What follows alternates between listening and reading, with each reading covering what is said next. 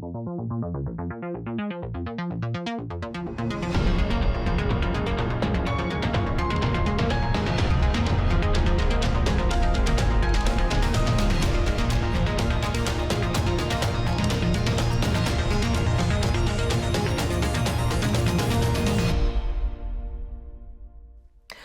à tous, je suis ravie de vous retrouver pour ce nouvel immédiat, un immédiat qui promet d'être royal. Bonjour Jean-Yves. Bonjour Floriane. Alors en effet, parce que vous allez le voir en image du jour, nous allons nous intéresser à deux événements qui ont eu lieu le 8 mai.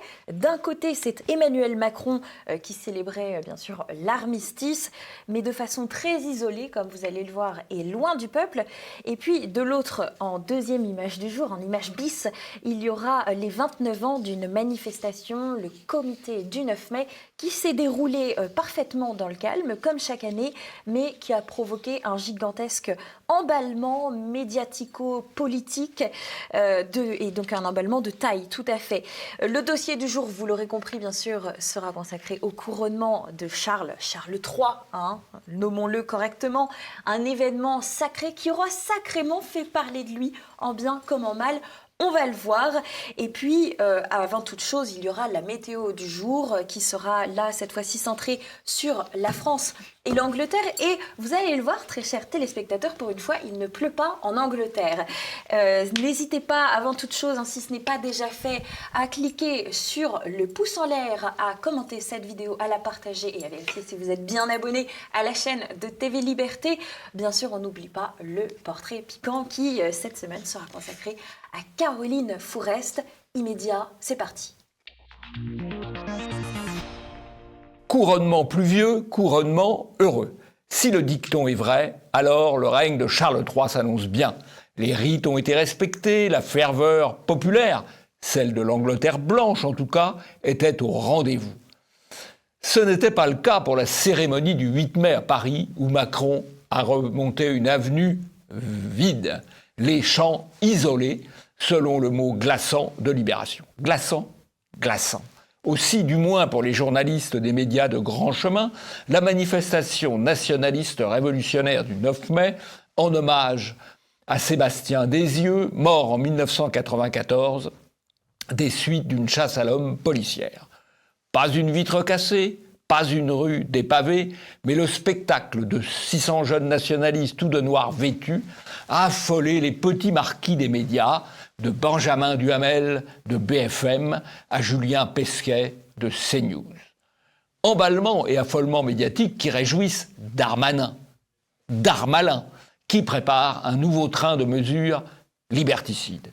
Ici, les médias ne sont rien d'autre que des auxiliaires de police. On commence avec cette image du jour, une image de Libération qui a été utilisée en une de leurs articles. Le 8 mai, Macron aux champs isolés, un titre particulièrement excellent, il faut le relever.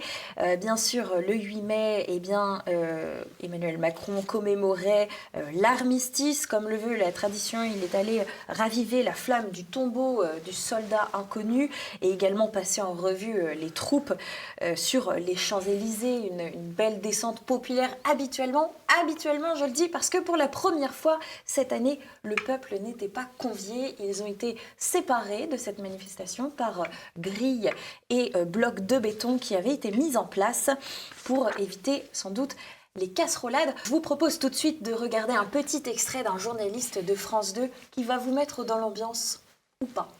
Alors que la voiture justement du président de la République est en train de passer sous nos yeux. Alors on n'aperçoit pas vraiment le président qui est évidemment à l'intérieur de sa voiture, mais tous les regards en tout cas sont tournés vers lui. Tout le monde regarde ce moment dans un grand silence. Alors on n'aperçoit pas le président, certains espéraient qu'il fasse un signe de la main, ce qui n'est pour l'instant pas le cas. Il est excellent ce journaliste, je suis persuadé qui ferait merveille à la télévision nord-coréenne. Enfin, France 2 est tout à fait au niveau, là. Bravo Madame Ernotte pour ce grand moment de télévision indépendante. tous les regards braqués sur lui. Effectivement, il n'y avait pas grand monde. Alors certains ont quand même voulu fact-checker Libération. On a par exemple cet internaute sur Twitter qui dit en fait il y avait du public invité et il montre une image de la tribune. Alors ce qui est intéressant, c'est qu'avec France Info, on apprend qu'il y avait 984 personnes mais qui étaient sélectionnées et invitées, bien sûr, dans cette tribune présidentielle qui est habituelle. Et le peuple n'était pas là, comme le montre cette revue de presse juste ici. On continue avec un autre hommage, le C9M, le comité du 9 mai, donc Jean-Yves, un événement qui a fait beaucoup de bruit médiatiquement, qui a été très décrié, pourtant qui s'est passé parfaitement bien. Est-ce que, Jean-Yves, selon vous, c'est un événement qui est un peu provocateur, comme l'ont dit les médias, ou alors c'est un hommage qu'il est nécessaire et qui garde du sens? Alors, je dirais un peu des deux, provocateur par l'allure générale et la tenue des participants, mais c'est aussi un hommage, tout groupe rend hommage à ses morts, et en l'occurrence, cet hommage du 9 mai a lieu tous les ans, Ça fait 29 depuis ans, ouais. 1994, qui correspond à la date où un jeune militant qui devait participer à une manifestation à d'Enfer-Rochereau est mort en tombant d'un toit alors qu'il était poursuivi par la police à plus d'1 kilomètre du lieu de la manifestation. Donc sa mort est commémorée par ses camarades et les descendants de ses camarades, on peut dire, depuis 29 ans. Voilà. Exactement. Alors, c'était une manifestation, précisons-le, contre l'impérialisme américain. Et oui, voilà. une manifestation qui date de notre époque, d'ailleurs. Et la répression avait été organisée à l'époque où Charles Pasqua était ministre de l'Intérieur. Manifestation interdite en effet. Alors je vais vous montrer des images que les journalistes n'ont pas vues. Visiblement, ce sont celles que l'on peut voir sur la page du GUD de Twitter, qui revient donc sur cette commémoration 29 ans après l'assassinat de Sébastien Desieux. 700 militants nationalistes ont en effet défilé dans les rues de Paris. Ils ont remis une gerbe à l'emplacement de la mort de ce militant. Ce qui est intéressant, c'est que cette manifestation, on a beaucoup critiqué le fait qu'elle se tienne, tout simplement. Et Laurent Nunez, lui, a déclaré que cette commémoration n'avait jamais entraîné de troubles à l'ordre public. C'est pour ça qu'il avait pris la décision de ne pas l'interdire. Et il a été lâché par Darmanin. On le voit dans cet article de Mediapart. Manifestation néofasciste autorisée. Le préfet de police Nunez est lâché par Darmanin. Darmanin qui a ensuite demandé au préfet d'interdire toutes les manifestations d'ultra-droite. On a cet article du Figaro qui revient de cette façon sur cet événement. Plus de 600 militants du comité du 9 mai pour le 29e anniversaire de la mort d'un militant d'extrême droite, Sébastien Desieux, décédé accidentellement en 1994. Accidentellement, là c'est un terme qui va nous intéresser, Jean-Yves. Alors, le décès est effectivement accidentel puisqu'il est tombé d'un toit.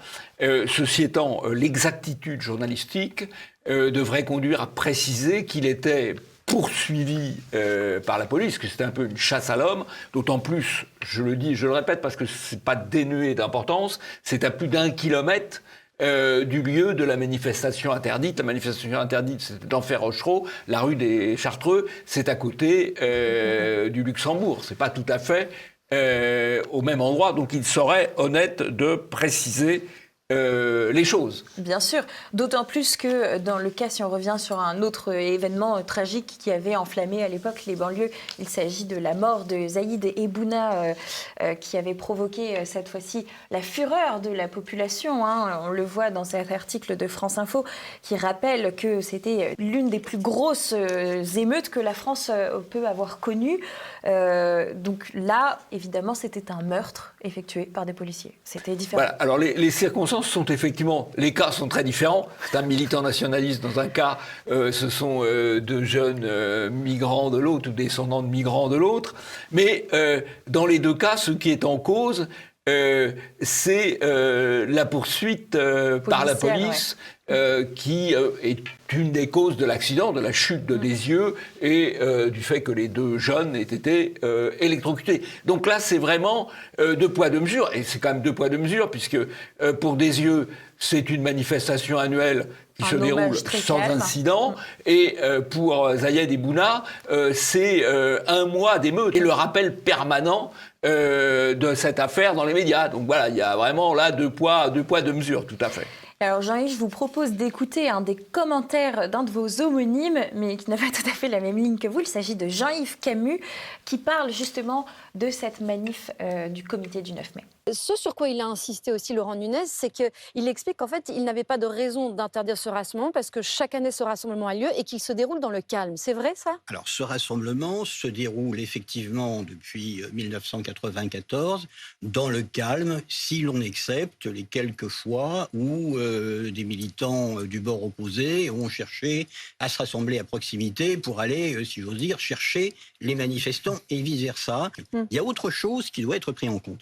Avant la manifestation, qui était une manifestation déclarée, le préfet de police a pris un arrêté permettant l'autorisation de drones pour la captation d'images. Ces gens seront identifiés, c'est une manière de faire fonctionner l'appareil photo, de remettre à jour les fichiers, et c'est à mon avis quelque chose qu'il faut prendre en compte. Jean-Yves, ça les étonne beaucoup les journalistes quand des manifestations se passent dans le calme de cette façon.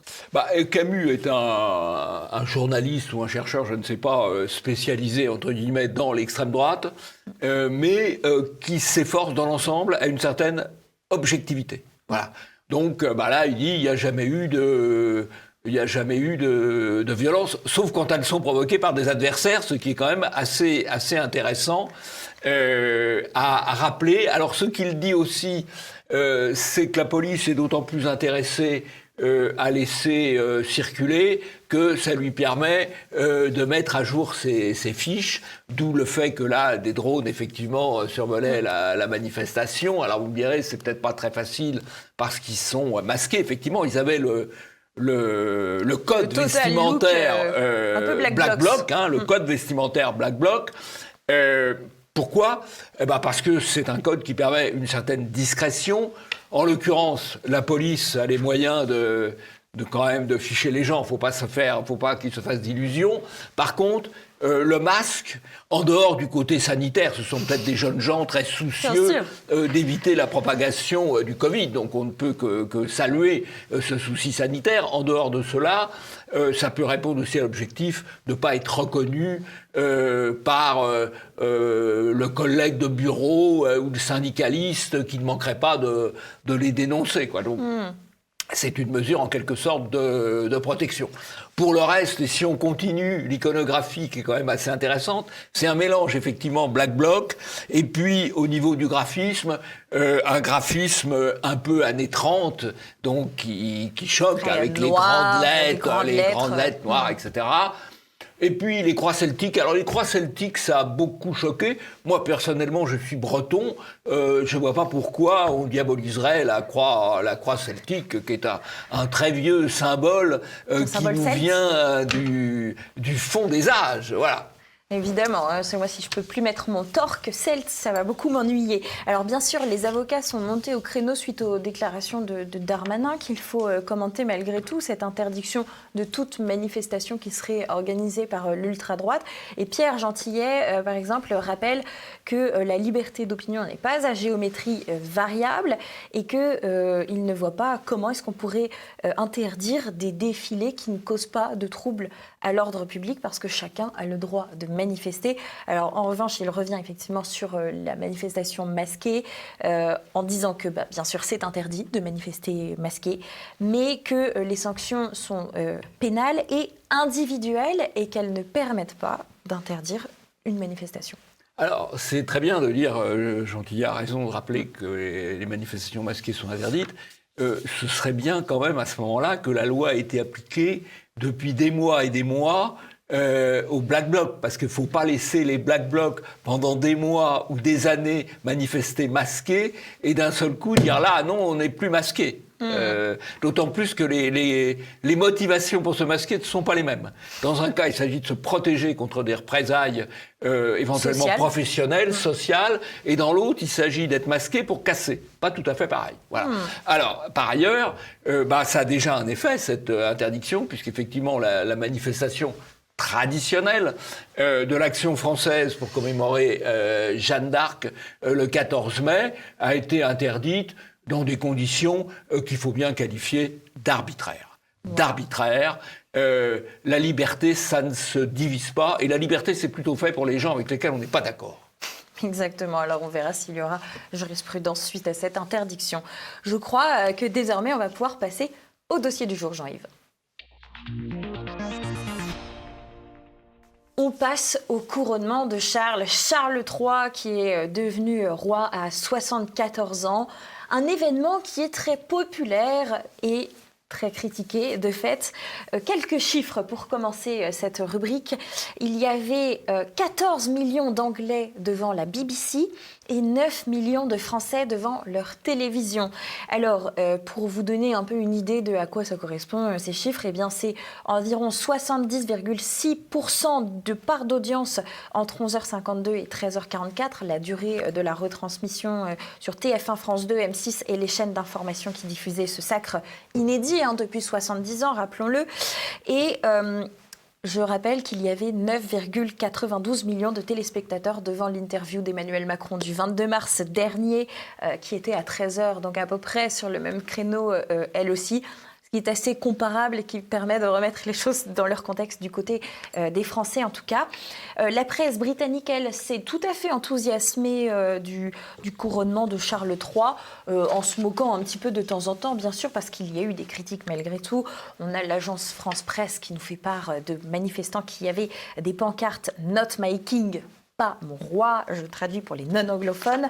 Il y a eu également une critique du coût de cet événement avec le carrosse, la couronne aux centaines de diamants incrustés. Ça s'appelle le faste. Voilà, c'est le faste royal. Et également, ombre au tableau, nous dit l'agence France Presse, 20 manifestants arrêtés avant le couronnement. Plus de 20 manifestants, c'est-à-dire quelque chose de dérisoire. Sans doute 22. Mais évidemment, là, l'agence France Presse, c'est à l'angle critique. Oui. C'est une cérémonie traditionnelle, donc on peut y aller dans la critique. Voilà, là, c'est permis, on y va. C'est arbitraire, la géométrie variable. Française de propagande. De propagande, bien évidemment, rappelons-le. Du côté des politiques aussi, cela a soulevé de nombreuses critiques, parce que c'est un événement qui est tout sauf progressiste, bien évidemment. On a Mélenchon qui a critiqué, je cite, les sirops dégoulinants de la monarchie. Et puis, on a eu quelque chose d'un peu plus choquant du côté de Roselyne Bachelot. Je vous propose d'écouter quelques morceaux choisis de sa chronique sur BFM, parce que de ministre, elle est passée à chroniqueuse. Il y a les Molières, les Césars, les Oscars. J'ai donc décidé de remettre des Windsor du ridicule à propos de ce couronnement. Et heureusement, ces oreilles qui permettaient à la couronne de tenir à peu près convenablement. Deuxième Windsor, costumes et accessoires. Regardez, d'habitude, ce sont les cocus qui sont au balcon. Là, on a 2 glands. Là, c'est quand même... Alors, elle est assez affligeante, Madame Bachelot. Alors, ce qui est extraordinaire, c'est qu'elle a été ministre de la Santé. Donc, si vous attendez aux urgences, pensez à Madame Bachelot. Pensez à Madame Bachelot aux urgences des hôpitaux. Ensuite, elle a été chroniqueuse. Puis, elle est redevenue ministre de la Culture, où elle n'a pas laissé une trace particulièrement marquante.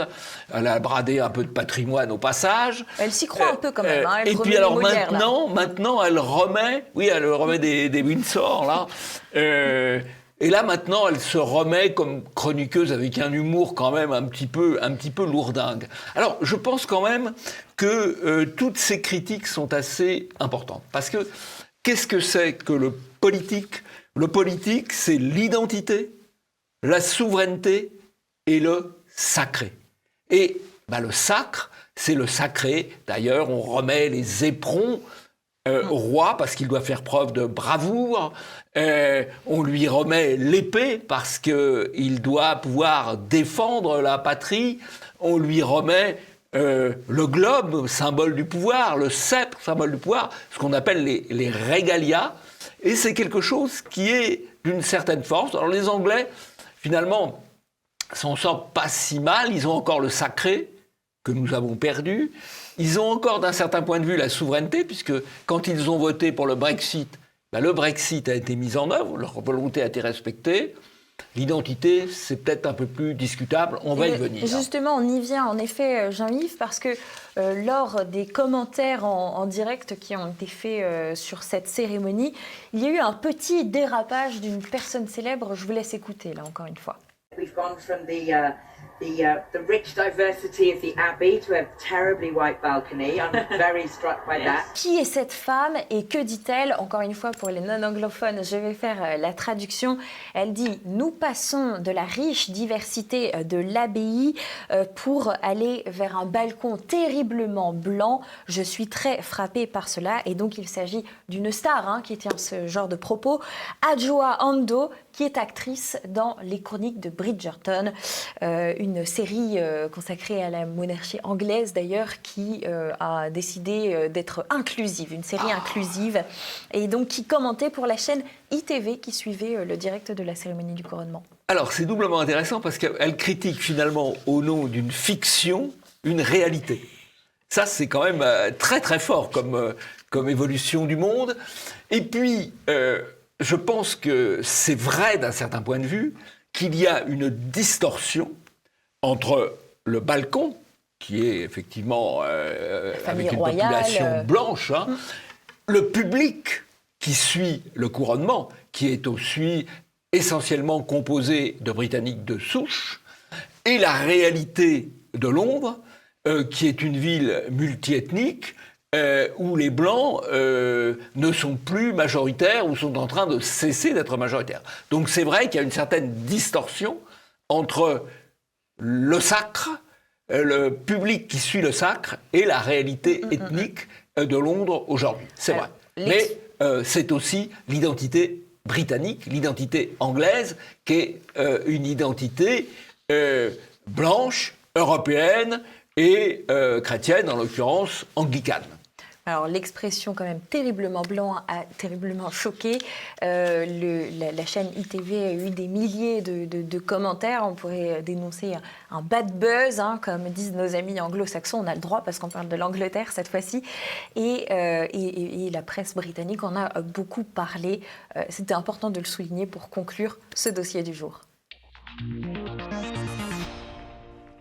On commence nos pastilles de l'info avec une qui n'est pas passée inaperçue chez les Italiens, une du magazine Panorama. L'Italie sans les Italiens, une qui a été terriblement attaquée de toutes parts, étant considérée comme raciste. On a dit « honte à vous » à Panorama qui a répondu en disant que ce magazine qui était en kiosque était consacré au problème de l'immigration clandestine et au manque d'intégration, une intégration qui était difficile d'ailleurs, un fait avéré dans certains quartiers de Milan, de Turin et de d'autres grandes villes italienne, une qui tombe juste après des propos d'un ministre italien qui avait fait scandale, du moins en France, dans les articles de l'AFP cités par Le Figaro. Les Italiens ont moins d'enfants, alors remplaçons-les par d'autres. Ce n'est pas la voie à suivre. Je cite les propos de ce ministre Francesco, Lolo Brigida, du nom de l'actrice apparemment, du même nom que la grande actrice. Donc, italienne, qui était italienne, qui ne venait pas du sud de la Méditerranée. Je dénonce mon manque de culture. C'est du bon sens, et donc ça scandalise l'AFP, bien entendu. On passe à un coup de gueule maintenant, le coup de gueule de Thierry Vincent, un journaliste pro-Black Blocs. Je vous propose d'écouter la séquence. Vous soupirez pas quand je parle d'un flic qui a été brûlé par un Black Bloc. Si, je soupire. Je soupire justement parce que vous utilisez une émotion légitime et un drame personnel. C'est typique de l'extrême droite. C'est typique de l'extrême droite, bien sûr. On est en train de parler d'assassins d'extrême gauche et vous me parlez d'extrême droite. Moi, écoutez, écoutez, excusez-moi, je vais partir, j'ai pas l'habitude. Mais pour moi, c'est pas des assassins et je conteste ça. Bon, allez, on va arrêter. Est-ce qu'on peut continuer ce débat? Voilà. Non, c'est plus comme ça. Bon, allez, très bien, on continue sans vous. Voilà des propos qu'il a tenus sur la chaîne CNews. Un mois auparavant, il était invité sur l'émission C'est à vous et l'ambiance est tout à fait différente. Les Black Blocs sont un peu taquins, si je me permets cette expression. Ils aiment bien jouer à la surprise, en fait. C'est ça, ils aiment bien être là quand on les attend pas, et puis quand on les attend, ils sont pas là. C'est le jeu du chat et de la souris, quoi. Et c'est un peu leur force, hein, leur imprévisibilité. Ils sont souvent issus de milieux à capital culturel élevé, donc culturellement favorisés, si vous voulez. Cas typique, fils de prof, fils d'intermittent du spectacle, fils, je sais pas, de graphiste, vous voyez, ce genre de profession, de journaliste d'ailleurs aussi, j'en connais. Alors effectivement, c'est deux salles, deux ambiances. À CNews, il est dans la confrontation avec des gens qui pensent pas comme lui. Sur C'est à vous, pardon, il joue à domicile, là. C'est le service public, c'est l'entre-soi, donc il est très bien. Alors, si on va un peu plus loin, ce personnage est quand même assez intéressant parce que c'est un journaliste à la charnière des Black Blocs, auxquels il consacre des articles, des ouvrages, et de la police, et pas de n'importe quelle police, la DGSI, la Direction Générale de la Sécurité Intérieure, qui est la police politique, qui suit les affaires politiques, les affaires de terrorisme, mais aussi les affaires politiques. Et donc, il est un petit peu à la charnière des deux, ce qui illustre bien à quel point les Black Blocs peuvent être instrumentalisés par le pouvoir. Ils sont connus par le pouvoir, mais qui les laissent jouer leur double partition de cassage, de casse dans les manifestations qui ne plaisent pas au gouvernement et de violence contre les militants patriotes et les militants nationaux. On vous avait promis d'en parler la semaine dernière. Eh bien, c'est chose faite. Nous allons nous intéresser à complément d'enquête qui avait titré sur qui a peur du grand méchant labo Pfizer. Eh bien, je vous propose de regarder quelques extraits de cette émission qu'ils ont réalisée.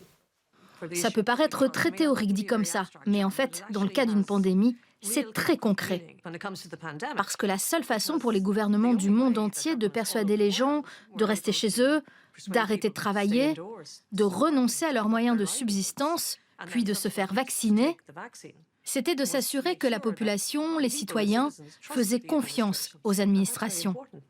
Cette femme médiatrice de l'Union européenne, et c'est très intéressant ce qu'elle dit, parce qu'au fond, elle dit il faut mettre les gens en confiance. Donc ce cas reproche principalement à Mme von der Leyen dans l'affaire des SMS avec le patron de Pfizer, c'est pas que c'est pu aboutir à des négociations peu favorables à l'Union européenne, c'est qu'il faut mettre en confiance les gens pour arriver au résultat qu'on veut en termes de politique sanitaire. C'est-à-dire que c'est une forme assez subtile de manipulation par la confiance ou par la fausse confiance ou la confiance simulée.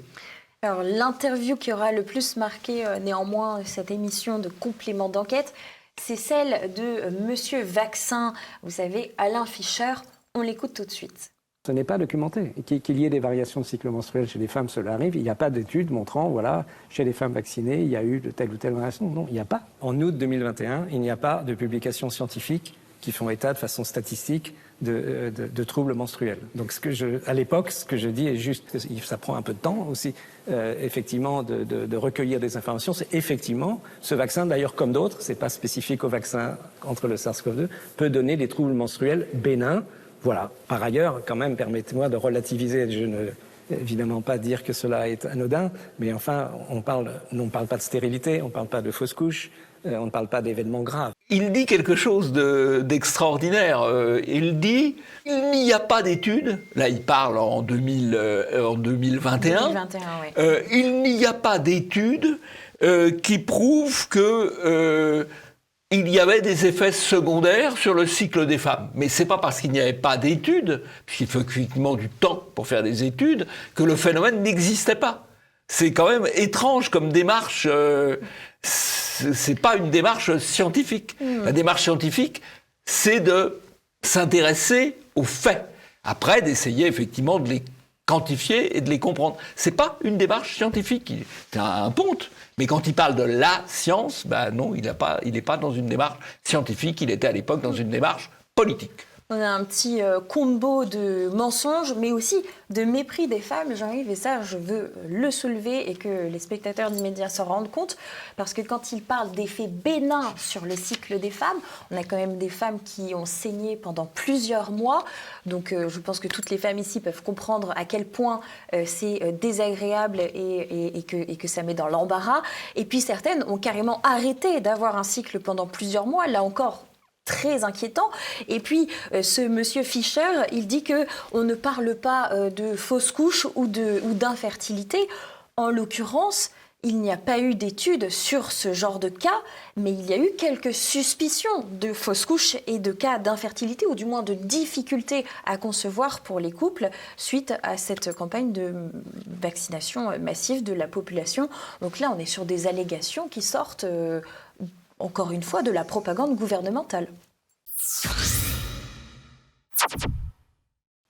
On continue sur cette même thématique. Je vous propose d'écouter une petite interview d'Olivier Véran qui était face à Laurence Ferrari sur CNews et il parlait de la levée de l'interdiction de travailler pour les soignants qui n'étaient pas vaccinés. On avait décidé, le gouvernement avait décidé la suspension sur avis de la Haute Autorité de Santé. L'union de la NUPES et du RN, d'ailleurs c'est la première victoire qu'ils remportent depuis 3 ans de Covid quand même. Leur seule victoire, la seule victoire à mettre à leur crédit, historiquement, aura été de permettre à des gens qui doutent de la science de remettre la blouse blanche pour peut-être soigner nos parents demain dans les hôpitaux. Aujourd'hui, on est dans un moment où l'épidémie n'aurait pas justifié nécessairement qu'on oblige les soignants à se vacciner. Quand on l'a fait, c'était nécessaire. Ce qui est très gênant dans ce propos, c'est qu'il dit la science, la science, la science. Or, précisément... on manque aujourd'hui, alors qu'on a le recul statistique depuis 3 ans, on manque d'informations sur l'efficacité réelle du vaccin. On sait qu'il n'a pas empêché les contaminations. On ne sait pas s'il a effectivement ou non limité les cas graves. Il faut évidemment analyser ça par tranche de population. On sait quand même que pour les adolescents ou les jeunes, il a sans doute eu plus d'inconvénients que d'avantages, mais on attend les statistiques, on attend les chiffres, on attend les études, et on n'en voit pas beaucoup. On voit des gens qui pérorent au nom de la science, la science. D'abord, il n'y a pas la science, il y a des études scientifiques qui peuvent apporter des éléments qui permettent d'approcher la réalité et qui sont susceptibles d'être révisés. Il n'y a pas la science. La science, c'est la nouvelle religion du siècle. C'est la nouvelle religion du siècle. Malheureusement, ceux qui disent la science sont souvent des charlatans. Alors François Braun, en tout cas, était du même avis que son confrère qui était à sa place auparavant. Il a fait ce tweet: le complotisme l'a emporté sur la science. Comme vous dites, Jean-Yves, lors des débats à l'Assemblée, la vaccination est une arme de protection massive, mais les oppositions ont décidé d'envoyer un message regrettable aux soignants. Merci à la majorité présidentielle d'être restée fidèle à ses valeurs. On a un mélange de politique et de politique de parti. En plus, il faut souligner quand même l'inhumanité totale de ces deux personnages. Oui, alors, et quant à l'arme de protection massive, encore une fois, à quand les statistiques ? À quand les statistiques ? Et voilà. Laurence Ferrari ne revient absolument pas sur le fait que ces soignants qui ont été suspendus parce qu'ils ont refusé l'obligation vaccinale ont été suspendus dans des conditions qui sont totalement indignes.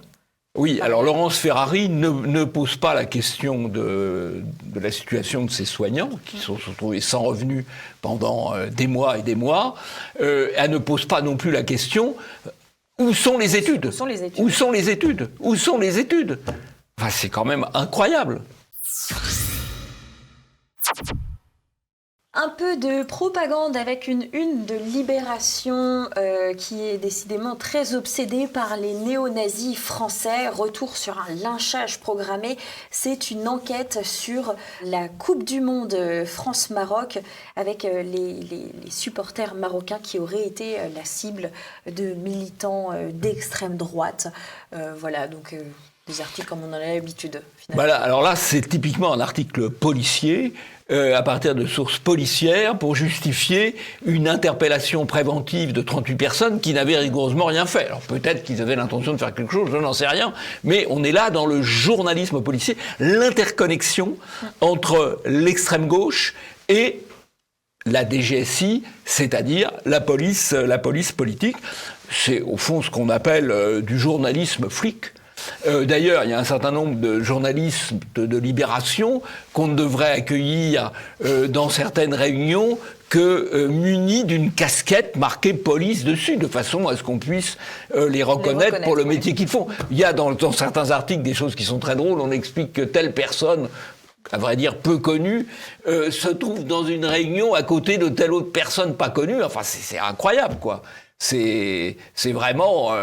c'est du grand Libé. C'est du grand Libé, absolument. Du grand Libé.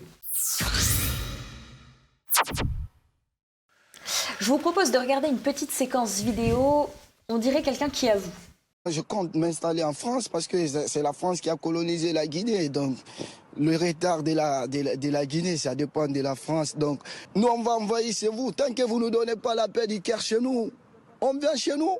Voilà, au moins, on va vous envahir, on sait à quoi s'en tenir. Hein, voilà, il est très bien, ce garçon. Même, ce monsieur. Pardon ? Il fait le jeu de l'extrême droite. Oh, alors ça fait peur. Non, ça fait peur. Tucker Carlson est de retour sur Twitter. Il l'a annoncé dans une vidéo sur son compte privé. Une vidéo qui, il faut le souligner, a fait plus de 20,6 millions de vues. Alors, c'était 3 minutes dans lesquelles il dit globalement que voilà, les médias traditionnels manipulent l'opinion. Il explique également que ce qu'on peut espérer de mieux pour les médias aujourd'hui, c'est la liberté de dire la vérité tout entière, mais il y a toujours des limites, regrette-t-il. Et si vous franchissez ces limites suffisamment souvent, vous serez viré. Pour cela, ce n'est pas une supposition, c'est garanti. Il parle bien sûr de son expérience personnelle à Fox News, dont on parlait les semaines précédentes. Et il a donc décidé de lancer une nouvelle version du Tucker Carlson Show sur Twitter. Twitter qui garantit, selon lui, la liberté d'expression. Voilà, avis à ceux qui regardent l'immédiat et qui sont un peu anglophones. Elon Musk a répondu à cette vidéo en disant qu'il tient à préciser qu'ils n'ont signé aucun accord de quelque nature que ce soit entre eux, que Tucker Carlson est soumis aux mêmes règles et récompenses que tous les créateurs de contenu, l'expression très à la mode, et que les récompenses, bien sûr, sont les revenus publicitaires en fonction du nombre de personnes abonnées et des vues publicitaires associées au contenu. A priori, vu les scores que Tucker Carlson fait, je rappelle que son tweet a été retweeté 168 000 fois, cité 23 000 fois, aimé 741 000 fois, et puis il a été enregistré par 21 000 personnes. Donc, a priori, 21 millions 1000, là on est sur 21 000 et vu par 20 millions de personnes. Donc normalement au niveau des chiffres on devrait être OP. Elon Musk qui souligne qu'il aimerait beaucoup de créateurs de contenu de gauche également sur sa plateforme à l'avenir, si c'est possible. Mais les créateurs de contenu de gauche n'ont pas besoin de sa plateforme, c'est tout le problème, ils ont tout le reste. Donc, ils ont tout le reste, voilà. ouais. Il y a une bonne formule je trouve d'Elon Musk, nous on parle de médias de grand chemin, lui il parle de médias à sens unique. Voilà, One Way Street, médias à sens unique, c'est une assez bonne expression. Et enfin, on conclut ces pastilles de l'information. J'arrive avec le traditionnel coup de chapeau. Alors, un coup de chapeau à une jeune femme de l'Institut Iliade, Solène Marty, qui organise pour le 21 mai, dimanche, dans une dizaine de jours, à 15h, pavillon Wagram, plus exactement, une après-midi d'hommage à Dominique Vénère pour le 10e anniversaire de son geste sacrificiel. Il y aura des conférences et je crois une signature d'un livre, d'un recueil de textes sur Dominique Vénère. Ouais. Il y a effectivement la publication d'un recueil de textes sur Dominique Vénère et une série de conférences et la lecture d'un texte qui sera lu en même temps dans tous les pays d'Europe. C'est déjà la fin de cette émission. Merci à tous de nous avoir suivis. Je vous rappelle, si ce n'est pas déjà fait, n'oubliez pas de cliquer sur le pouce en l'air, de nous laisser un commentaire. Je me mélange même les pinceaux. Vérifiez si vous êtes bien abonné, partagez cette vidéo. Bref, vous l'aurez compris. Mais on ne se quitte pas, bien évidemment, sans le portrait piquant, Jean-Yves. Le portrait piquant, il est consacré à Caroline Fourest. Vous vous souvenez, à l'époque de la manif pour tous, cours Caroline, eh bien, vous allez retrouver Caroline dans ce portrait piquant. C'est juste après. D'ici là, à très bientôt sur TVL. Caroline Fourest est née en 1975 à Aix-en-Provence. C'est durant son adolescence qu'elle découvre son homosexualité. Elle vit aujourd'hui en couple avec l'essayiste Flametta Weiner. Caroline Fourest est diplômée de l'école des hautes études en sciences sociales et titulaire d'un DESS en sciences politiques. Parcours militant, professionnel et orientation sexuelle sont intimement liés pour Caroline, qui reconnaît dans son autobiographie qu'elle n'aime jamais militer qu'en écrivant. Elle débute dans le journalisme en 1994 par un stage à France 3. Après un passage dans un magazine étudiant, elle rencontre Fiammetta Weiner. Elle décide alors de proposer ensemble des enquêtes sur leur marotte, l'extrême droite catholique, à l'événement du jeudi, puis au magazine de gauche Goliath. Elle signe des enquêtes sur les collectifs anti-Pax dans le magazine Gay et lesbien Têtu et préside quelques mois le centre Gay et lesbien. Elle publie en 2003 Tir croisé, la laïcité à l'épreuve des intégrismes juifs, chrétiens et musulmans, où elle tente de montrer les convergences sexistes et homophobes de toutes les religions révélées. Comme elle le dit plaisamment en novembre 2009, je cite, « Les minarets ne posent pas d'autres problèmes que les clochers ». Ensuite, on la retrouve un peu partout. Au Monde en 2007, à Charlie Hebdo, qu'elle quittera rapidement, à France Culture, à France Inter, enfin à Marianne, où la rédaction demande son départ. Elle quitte Marianne en 2022 pour se consacrer au magazine macroniste Bontin, Franc-Tireur. Après un ouvrage sur Marine Le Pen, elle est condamnée pour diffamation en octobre 2012. Caroline Fourest a été lauréate en 2010 du prix de la LICRA. Elle est intervenante régulière de ses journées d'été ou de ses salons du livre. Terminons avec un jugement de Pascal Boniface sur Caroline Fourest. Je cite « Selon moi, Caroline Fourest est au débat intellectuel ce qu'est Marion Jones à l'athlétisme. L'apparence est parfaite, les performances exceptionnelles. Mais heureusement pour Caroline Fourest que les dépistages des faussaires est moins bien organisé que les contrôles antidopage. Il est vrai que Caroline a parfois tendance à enjoliver la réalité, voire à inventer quand c'est nécessaire. Elle est protégée par son statut d'icône homosexuelle. Comme elle le dit elle-même, je cite, « Avec le Pax, j'ai milité avec des gays, et il m'arrive de me dire, tiens, il est mignon. Un hétéro, ce n'est pas possible à cause de ce qu'il a dans la tête. Amis hétéros, bonsoir quand même. »